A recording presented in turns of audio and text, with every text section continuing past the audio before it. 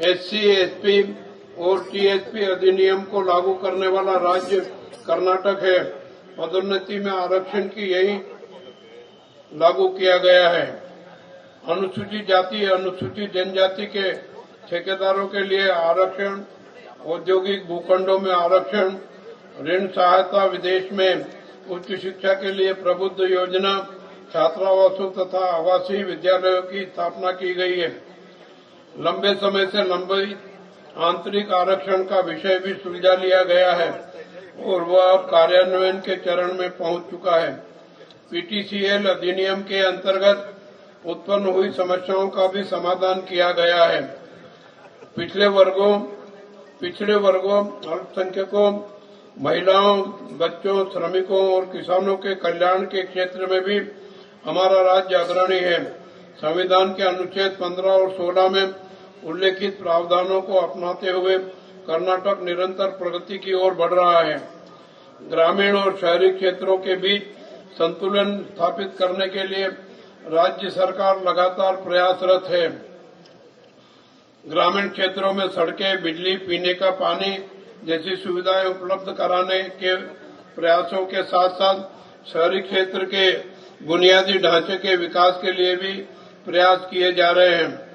बेंगलुरु महानगर के विकास के लिए लगभग 1.5 लाख करोड़ रुपए की बड़े पैमाने की योजनाएं बनाई गई है। व्यवस्थित मेट्रो नेटवर्क का विस्तार किया जा रहा है। 110 गांवों को कावेरी फेज 5 परियोजना के तहत पानी की आपूर्ति शुरू की गई है। बेंगलुरु बिजनेस कॉरिडोर का विकास कार्य प्रारंभ हो चुका है।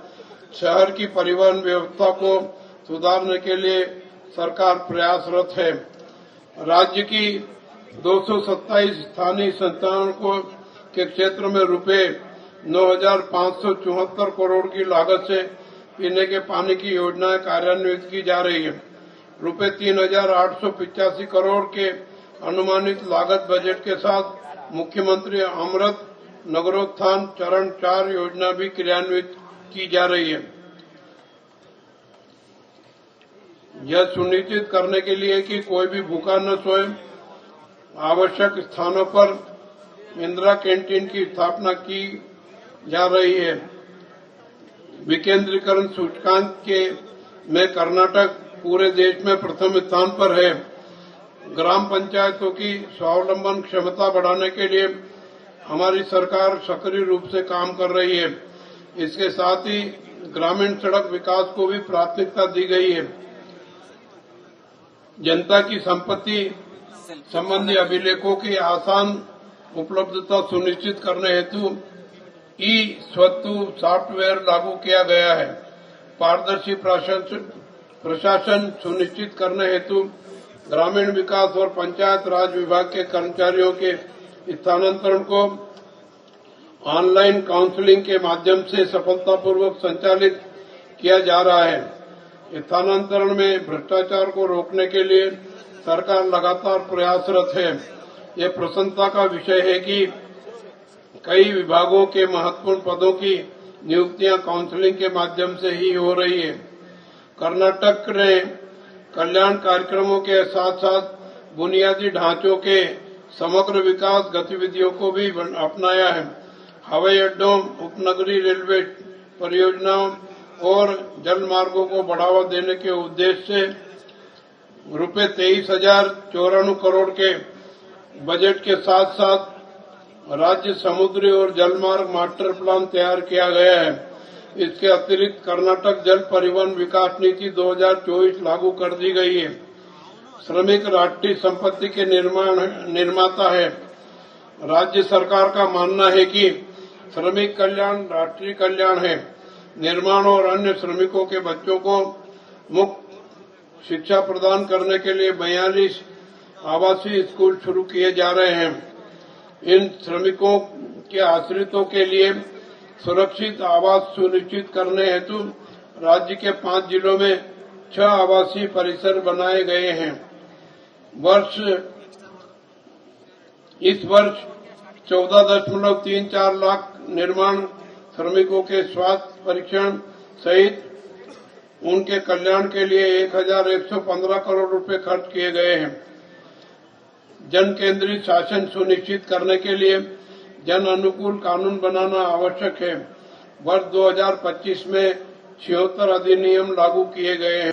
SC, SP और TSP अधिनियम को लागू करने वाला राज्य कर्नाटक है। पदोन्नति में आरक्षण की यही लागू किया गया है।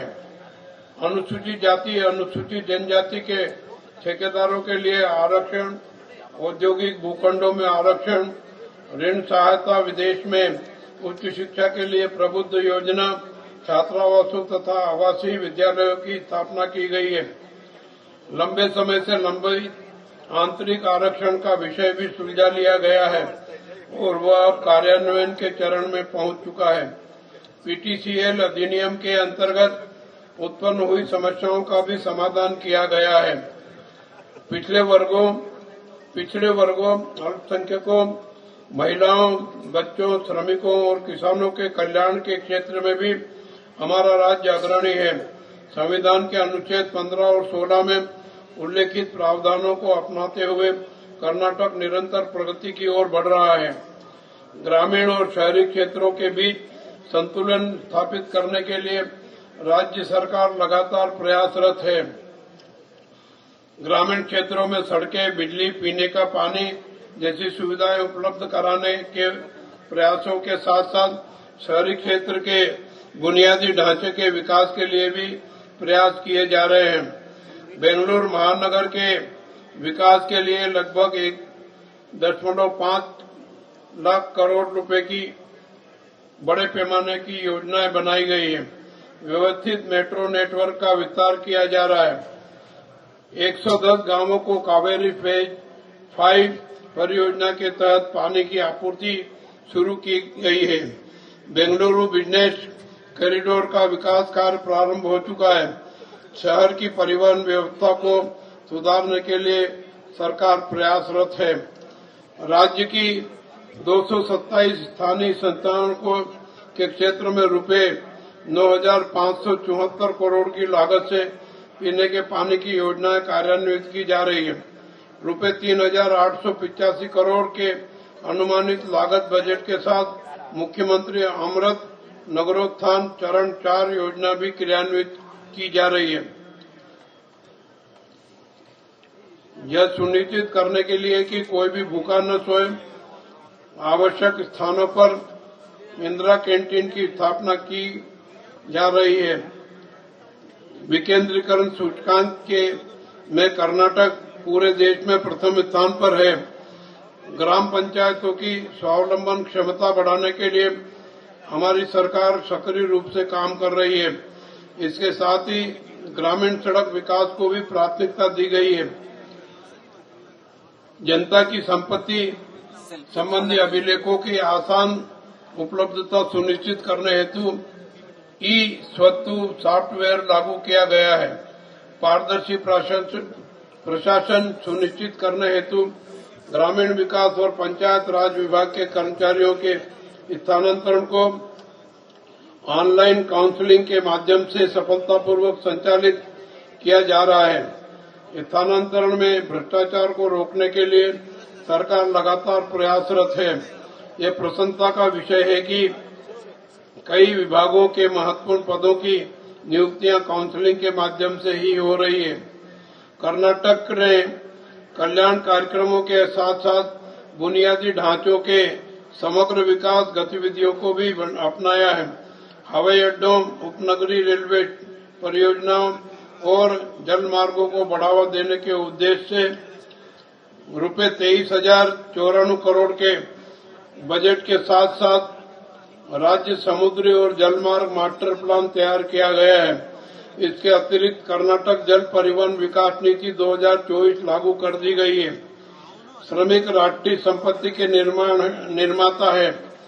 राज्य सरकार का मानना है कि श्रमिक कल्याण राष्ट्रीय कल्याण है। निर्माण और अन्य श्रमिकों के बच्चों को मुफ्त शिक्षा प्रदान करने के लिए 42 आवासीय स्कूल शुरू किए जा रहे हैं। इन श्रमिकों के आश्रितों के लिए सुरक्षित आवास सुनिश्चित करने हेतु राज्य के 5 जिलों में 6 आवासीय परिसर बनाए गए हैं। इस वर्ष 14.34 लाख निर्माण श्रमिकों के स्वास्थ्य परीक्षण सहित उनके कल्याण के लिए 1115 करोड़ रुपए खर्च किए गए हैं। जन केंद्रित शासन सुनिश्चित करने के लिए जन अनुकूल कानून बनाना आवश्यक है। वर्ष 2025 में 76 अधिनियम लागू किए गए